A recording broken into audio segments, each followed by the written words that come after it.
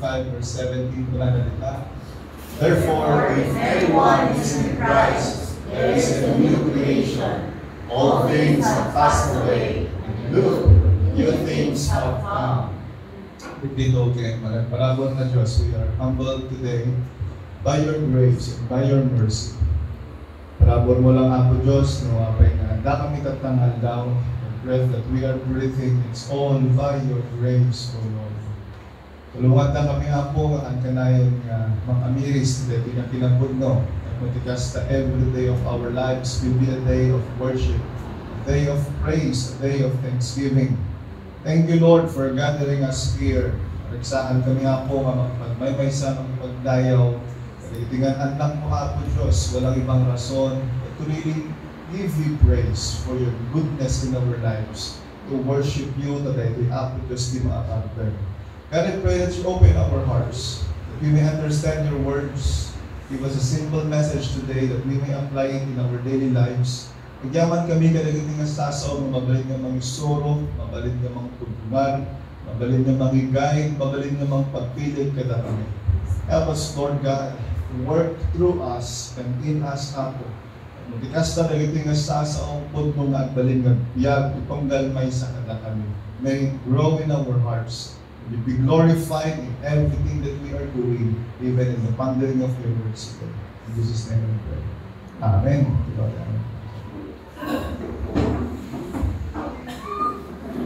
For this month of June, dahil series tayo entitled Moving Up. So, malagit with the first, we have to move up from our problems. You move higher from your personal issues. You move up from your persecutors also. In the second Sunday, moving up yung about sa identity natin, yung totoong identity natin. Tanga Sunday, ituloy tayo mo lang, tangarugan mo tayo, so nga ituloy tayo. But for the past weeks, nag-ubing tayo ng talpas dahil 10 days nga vacation music school da. Praise God! Nag-graduate na ito no next Sunday. Nag-graduate tayo so complete naman. Na-complete na naman niya 10 days nga completion da. Mahirap yun. Every day silang pumupunta dahil na-complete na man. So pag-graduate tayo so Also, this coming Sunday will be our celebration sa mga fathers. No, wala pa dito yung itatangmogan na kaawisan ni Suna ito no Domingo. We will bless them and we will honor them. At nga sa mga Suna, we will bless them. We will honor the fathers. Good. We continue with this series. I believe na importante lang na gala tayo amin dito. May pagkakti moving up from the old you to the new you. Dahil so, di ko na natin binasa tayo. If anyone is in Christ, the old has gone and the new has come. Leaving behind the old nature of sin, leaving behind your old defeated mentality and worldview, and moving up to a new life, new perspective, new identity in Christ. Amen. Hindi Domingo, natakaman tayo na gaputi pang mandi kay Yeso Cristo. Nagbalin tayong anak ni Diyos. Sino di makalagay dyan yung sermon this Sunday? Amen. Ano yung tatlong identity natin? Yung totoong identity ng isang Kristiyano? I am child of God. I am forgiven. I am loved. I am loved. Kaya, sobra-sobra, di ba nangyayon ako dos ka na tayo? Pinakuha na tayo. Bilang na tayo mga anak na. Kaya tayo tuloy tayo. May kaupat, I am blessed. Pakibagat ang abay mo, I am blessed ngay, brother, sister. I am blessed. This is a big statement. Ephesians chapter 1, verse 3, kuna na dita, nga niya po Diyos, binindisyonan na tayo, aming nga kita, espiritual na bindisyon. Basahin namin kay Mamsad kuna na, Blessed be the God and Father of our Lord Jesus Christ, who has blessed us with every spiritual blessing in heaven in Christ. Kapumanan kini sa Kristo, isang binindisyonan natin ni Apo Diyos, ti amin niya kita ti bendisyon. Walang taong totoong nananampalataya kay sa Kristo ang hindi blessed. If you indeed truthfully, faithfully accepted Jesus as your Lord and Savior, blessed ka. Pag ang takabay mo, blessed ka. Kinagpaiswanan na pagkaitan ni Apo Diyos na i-bless na tayo. It is the will of the Lord. Kagustuhan na, pagkaitan na unay, nga agbyag tayo nga na bendisyonan. Amen. Amen. You are blessed. You are blessed. Pagaman takabay mo, you are blessed. Parang hindi ka lang ang panonood niya. You have the greatest treasure. You have Jesus in your life. You are blessed. You have to move up from the poverty mentality, from the crab mentality, from paawa effect, pabebe effect mentality, to a blessed life mentality. Amen. Amen. You know, maraming tao, maski mga Kristiyano, they tend to look down on themselves and live as if there is no God. They live as if there is no God, the God of blessings. He has blessed us. At that, the God of blessings. Kaya, ang panunutan na, bukas na tayong bendisyonan. Sa katunayan, kinagpaisuan na, nabindisyonan ka. Binindisyonan na ka. Nabindisyonan ka. At dalangking ka nga mangkita, mangpanunod, mga presyar kinagyaman. Nabindisyonan ka, baka saan mo lang kayo nakikita. Siguro according to the world standard, kasi na medyo feeling mo siguro hindi. Kaputi kinangurapay, at standard kilobong ka, if you are rich, you are blessed. Diba? Standard kilobong, if you are famous, you are blessed. If you have a lot of possessions, you are blessed. Paano naman kung mayaman ka pero wala naman si Kristo sa puso mo? Amo siya tet ko i-consider ko lang ang blessed may isang tao no at sa Kristo na kung alam kong namumuhay siya, he is living for the Lord. I consider him blessed. Paano kung mayaman ka, marami kang sasakyan, pero biyaheng impyerno naman ang biyahe niya? Paano kung nagpagawa ka ng mansyon, pero ayaw naman umuwi ng mga nakatira doon?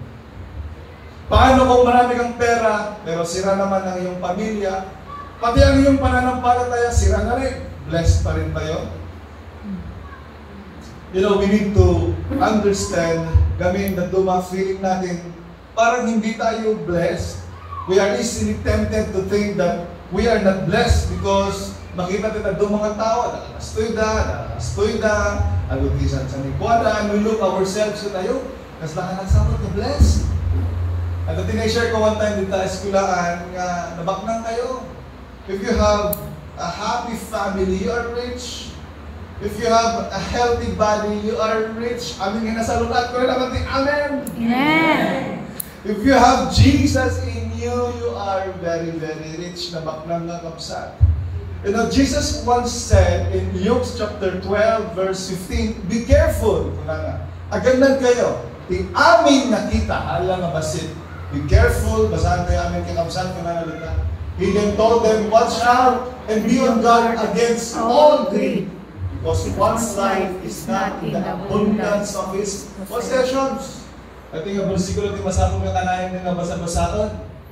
One's life is not in the abundance of his possessions.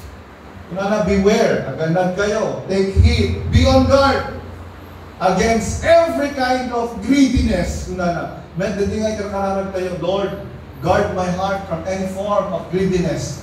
Help me not to become greedy. Amen. Amen. Help me not to be prideful. Kararag na nga po si katanda kita. Sa pagbagaranta, every form of greediness, tatanga nagabogin ni Apo Diyos. Kitaan nyo, katagandad kay ti amin akita ti kinaagom. Bagang takabay mo agandad ta. Katibod no nga biyag, kung saan nga mag-ibatay, hindi kinaado, isang mikwa. Unana. You can have everything in life nung naawan ng Yesu Kristo ka, walang Christ-likeness sa pamumuhay mo, saan ka kailangan nga blessed. Ano ba ang sabi ng Biblia, definition ng Bible sa blessedness? Ba't kabinsahin tayo? Matthew chapter 5, verse 3 to 11. Masahan tayo? Ito yung Sermon on the Mount. Awan sa naging teachers to big tayo. Masahan tayo mga nalita? Blessed are the poor in spirit, because the kingdom of heaven is theirs. Blessed are those who mourn, because they will be comforted. Blessed are the gentle, because they will inherit the earth. Blessed are those who hunger and thirst for righteousness, because they will be filled. Blessed are the merciful, because they will be shown mercy. Blessed are the pure in heart, because they will see God. Blessed are the peacemakers, because they will be called sons of God. Blessed are those who are persecuted for righteousness, because the kingdom of heaven is theirs. Blessed are you when they insult and persecute you, and falsely say every kind of evil against you because of me. That is standard Biblia when it comes to blessedness. Humility, meekness, righteousness, mercy, purity of heart, being a peacemaker, persevering in times of persecution. No, adakin ka, nakita ka, babalin, na binisyunan ka, blessed ka. Pagkata ka abay mo, I am blessed. If God perhaps grant us material wealth, praise God. Amen. Binindisyonan na kaya ako doon sa kinabak na, I will praise God. Bonus lang yan. Yung bonus lang data. Pagkata ka abay mo, bonus lang data. Bonus lang data. Iti-jackpot yung Neso Cristo. Bonus lang yan. Hindi ka na kanina estado ang kinabak na, praise God, hallelujah. Bonus yan. But we are not to exchange material things to God. Hindi sana natin pinagpapalit ang mga kayamanan sa Diyos. Because Jesus is the real treasure. Amen. Jesus is our treasure. Sabi nga sa Proverbs chapter 15, verse 16, minsan saya iti basit, nga daan ti ragsak, yung ti ado, nga daan ti gulo. Masaan dami ko na Better is little with the fear of the Lord than great treasure and gulo-gulo. Trouble. Better it is, kung mga dabasit ko na, basta there's fear of the Lord, kaysa adati ado-ado, ng madamot ti gulo. Sabi ba sa Proverbs 15, verse 17, ang sayang pa ni mga itinatang, wala na, nga daan iti ragsak, kaysa mga ka iti, basan ka. Better a meal of vegetables where there is love than a fattened calf with hatred. Amen. Nagsasaya ki mga tinatang, ayat na, ng mga ti lechon. Nung mga lechon, praise God, Nalayo mayo. Nalayo naman diba kayo mayo. Nung mula na tayo, lumakan ka ti lechon, ay dapat na dati ragsak na. Makan ka tinatang, dapat na ragsak ka. Ulan ko, dati million mo, nagsapa ka nga mga iti lechon. No, nakurot-rot mo, deta rupa, minagsapa, umungat ka, awan na, awan ragsak, hamumaganas ti mangan. Pinabak na ka, nagijay nangan iti kamuti, nangan iti tlog, kin kamatis. Simple nangan iti tlog, kin kamatis na tayo. Bigat na lang, ti ulay, simple nga makan. Nung mga imaksan na timang mga nagkakatawa na, istoryada, na nagsagda. Blessed na. According to Warren Buffett, may isang kapaknangan tintiro malubog. His net worth is about $6 billion. Kinumpute ko dira bigat pa. In compute ko di peso, 3.11. Hindi ko alam kung pera yun. I-convert ko, error siya, hindi kaya ng calculator. 3.8 ko na naman. Grabe kinabak ng na. Tinanong siya, what is the road to success and wealth? Alam mo sabi niya? Gratitude. Gratitude is your ability to thank the Lord. Your ability to give thanks to whatever you have. Basit man mo no dakal. Puso nga managyaman. Magamtakaaban mo, agyaman ka. Puso nga managyaman. Blessedness is a life that is living for Jesus. the life of gratitude, you are blessed. Mag-move up sana tayo. Pakisabi sa katabi, mag-move up ka na. Panunod nga saan ka nga, kasdalan nakakakaasi. Kung kulang mo, ayang blessed ka kaya. Basar ko nasa sa unya ako dos, nabidisyo na kaya man. May ka-5 nga identity tayo in Yesu Cristo, mamasapon nga, we really need to move up. Kadetoy, I am fearfully and wonderfully made. Isa to sa mga memory verse ng mga bata. Psalms 139 verse 14, I will praise you. Kuna ni David, basahin kami kinausap kita na, I will praise you because I have been remarkably and wonderfully made. Your works are wonderful, and I know this very well. Kitaman takaabay mo, mingmingam pa lang, at kunang you are beautiful. You are beautiful.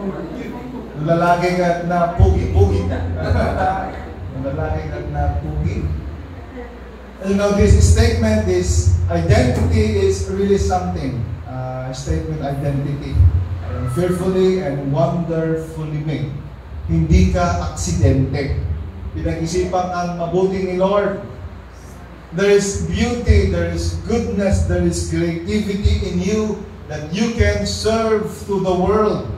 Amoy una dagiti people, persons with disability, yung mga special mundo natin, there is something beautiful in them.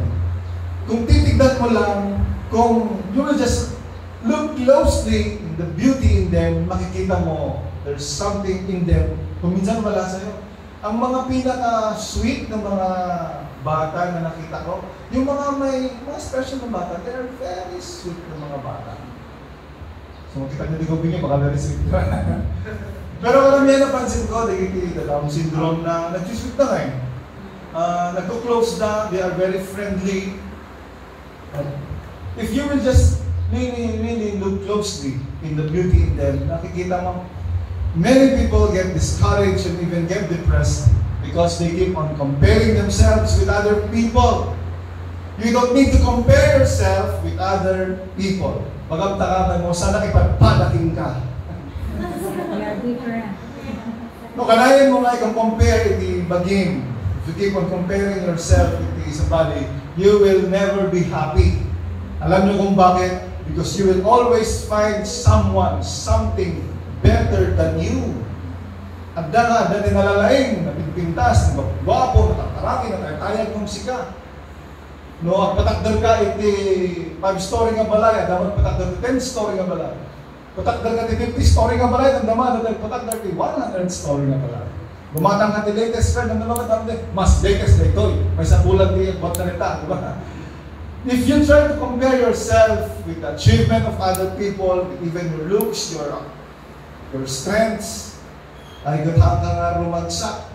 Pag sabi sa katabi, stop comparing yourself. Stop comparing yourself. God created you to be you. God created you as uniquely you. And God expects you to be you. Wala kang katulad, wala kang kamukha, wala kang kaparehas. You are fearfully and wonderfully made. Nung taagong mga duplak na pada, kasta na talaga daytan, duplak na talaga daytan, ay wanang daytan, duplak na agong mo. Nung tikodel mo kat kasta kodel tinwang, kasta na talaga daytan, ay wanang takudel mo, kasta kodel tinwang. Nalitakiday mo kat nagwara-wara, kasta ka talaga daytan, at least, adang nahiday mo. And accept and value yourself. Kaming regalo niya po Diyos dayta. Say to yourself, I am fearfully and wonderfully made. I am fearfully and wonderfully made. Lagi ba isang artista na tinanong siya, kasi laki ng ilong mo eh. Kung bibigyan ka ng pagkakataon na palitan ang ilong mo, papalitan mo ba? Sabi niya, hindi ko papalitan ako ito. Dito ako sumikat. Sabi niya, itakil ka akong na, tinagbalin nga ng clicking ko na, balin nga, sikat niya tumidyan din. You know, stop saying words that will put your self-image down. Something mo nila. Stop saying words that will make your self-esteem low. You have to move up. Amen. Amen.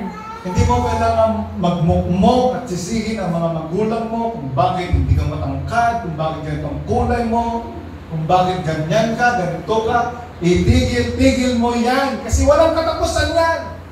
When you start to compare yourself, hindi matatapos yan. Masapol kiti nga pagbiyagang magtunaw, I am fearfully, wonderfully, beautifully, I am remarkably made in the image of God. Amen. Amen. Alam mo kung kanino mo lang dapat i-compare ang sarili mo? I-compare mo ang sarili mo sa sarili mo. Compare yourself only to yourself. Nag-grow ba ako? Natututo ba ako? Sa area ko natututo, nag-bloom? Saan ako mahina? Saan ako dapat mag-improve? Compare yourself only with yourself. Amen. You are fearfully, wonderfully, and beautifully made. May kainam. Pwede mo pa makinam. Ano na lima? Nga identity tayo. Pwede mo nag-moving up. Ano yung first? I am a child. I'm a child of God. I am forgiven. Ano tala? Love. Okay. Yung ngayon na yun, yung ngayon na. Ano yung number 4? I am blessed. Ang baba pala ng boses ko. I am blessed. Sige na. And fearfully made. Fearfully and wonderfully made. Amen. Amen. Nagkalainam. I am victorious. Amen. Nabaligyan na tao. Ang mga anak ng Diyos dapat merong winner mentality. Amen. 1 Corinthians chapter 15 verse 57. Bagay na dito, basahin tayo namin. But thanks be to God who gives us victory through our Lord Jesus Christ. Hindi ka na tayo tibaligi, babalan manan kina sa Kristo. So if anyone is in Christ, is a new creation. Nagbaligi na ka ni Apo Jesus. 1 John chapter 5 verse 4, mabalik tayo magbaligi. Basahin namin ito na. Because whatever has been born of God conquers the world. This is the victory that has conquered the world. Our faith. Magkapamatin kini sa Kristo, agbaligi ka. Mabalin mo nga mapagbaligyan. You can conquer, you can overcome the world. If you have Jesus in you, you are victorious. Ulitin ba na ang mga anak ng Diyos, dapat merong winner mentality, victory mentality. Because God is the God of victory. Amen! Amen. Ni Yesu Kristo, winner yan. Victorious yan. Jesus won over sin. He won over Satan. He won over every temptation. He won over even death. Uray ti patay, hindi siya kinalo, hindi siya pinuksa ng kamatayan. Kaya nga sabi ng Biblia, oh, death, where is your sting? Because Jesus Christ rose from the grave. Amen. Imagine mo yun, maski kamatayan, hindi siya kayang talunin. The God that we are serving is a victorious God. Now, if you have faith in Jesus, kung ano nito ay pinagbaligi na ka, hindi ka naka-tagumpay. Kung ang dating tingin mo sa sarili mo ay lagi kang talunan sa buhay, lagi kang kawawa at kaawa-awa, kasi pag ni Satanas ngawan, naabang ka nga talaga at ayunan mo, it's time to move up. Kung ang tagalan mo, move up. Move up from that defeated life and mentality and start moving up to a new life of victory. Because you are a new creation in Christ Jesus. Kunang kuma, ibagbalang kuma nga, I can overcome any sin and temptation in my life. Amen? Amen. I can win over this sickness. I can stand against this adversity, ito nga problema. I can be successful in life. I can achieve my dreams in life. I can do greater things for the Lord. I am victorious. Magtatagumpay ako. Amen. Nade-declare nyo ba yan o hindi? Nade-declare po ba natin ang mga ito sa ating buhay? Kung hindi mo pa nasasabi ang mga yan, huwag kang magtataka kung bakit hanggang ngayon ay parang hindi ka pa talaga nagtatagumpay. How do you see yourself? Are you the victim or the victor, the winner or the loser? How's our Christian life going? Are we winning the battle of temptation and sin every day? Or are we losing? Hindi nagpaisanan na God wants us to be victorious. Kaya ni Apo Diyos na ang baligi tayo. Magandang mo, kaya ni Apo nga baligi ka. In every area of your life, in your family, in your faith, in your business, in your finances, kaya ni Apo Diyos ay baligi tayo. Why? It's for the glory of His name. Tapno may dayo ni Apo Diyos. Manikat ni Apo Diyos kakanayon tayo nga maabak. Kada itagong itibiyag, kanayon tayo nga maabak. Kada isulisog ting problema. Ayaw ng Diyos na tayong maging talunan. Nakakasira yan sa kanyang reputasyon. Dagiti anak ni Apo Diyos, kanayon daw kinaabak. Diba? Hindi yan maganda sa pangalan ng Diyos. Because God is a victorious God. Therefore, we, His children, should and must become victorious. Moving up from our real identity in Christ. Pagbiyagan tayo, amin na ito, internalize tayo.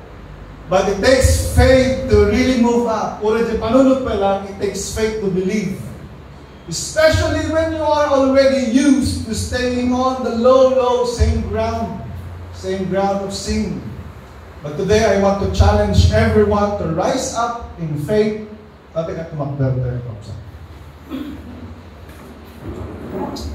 want to challenge everyone to rise up in faith. Let us declare, let us embrace, let us believe what the Bible says we are. Kasi tayo ito ang sinasabi ng Biblia tungkol sa mga anak ng Diyos. Itong sinasabi ng Biblia sa lahat ng naniniwala kay Jesucristo, this is what we really are. Let us affirm and let us be united and confess our real identity in Christ. Dati confession tayo dito basahan tayo man, tiktaan tayo. I am a child of God. I am forgiven. I am loved. I am blessed. I am fearfully and wonderfully made. I am victorious. Maminsan man tayo na ibaga tayo, i-declare tayo. I-declare tayo na kasla perpeso. I-declare tayo na rektahan tayo. With faith and confidence. Kapag hindi pa narinig ng sarili mo yan, bagam, kamo, dengdeng, talipan mo nila puso. Basahan tayo ka lang nalita. I am a child of God. I am forgiven. I am loved. I am blessed. I am fearfully and wonderfully made. I am victorious. Amen.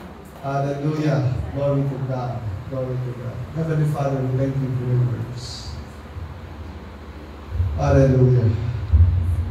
Nagyaman kami.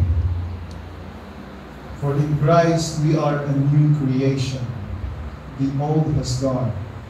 Help us, Lord, to think through all of these words. Pagbiyagan ni Suda Apo na sinagkapalaw. Piragpat na kami, Apo, malibot, hindi ka panungutan, the defeated mentality, the failure mentality. Piragpat na kami, Apo Diyos. Iti nabaligi nga panagbiyan. Nabaligi nga panagkita, Apo Diyos, iti nabendisyonan ng biyag, kapugin sa Kristo. We thank you so much, Lord, for great is your purpose in each and every one of us.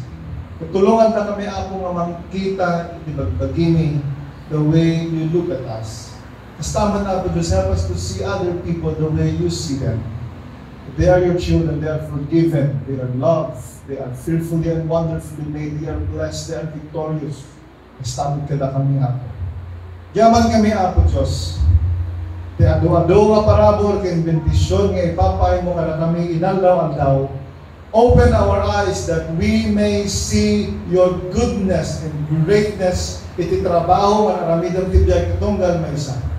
Ini palubos ako nga takawon ti kabusor dagito nga kinaputno istasan. Tulungan kami ako nga biyag mga tulos ti pagkata. In Jesus' name. Amen.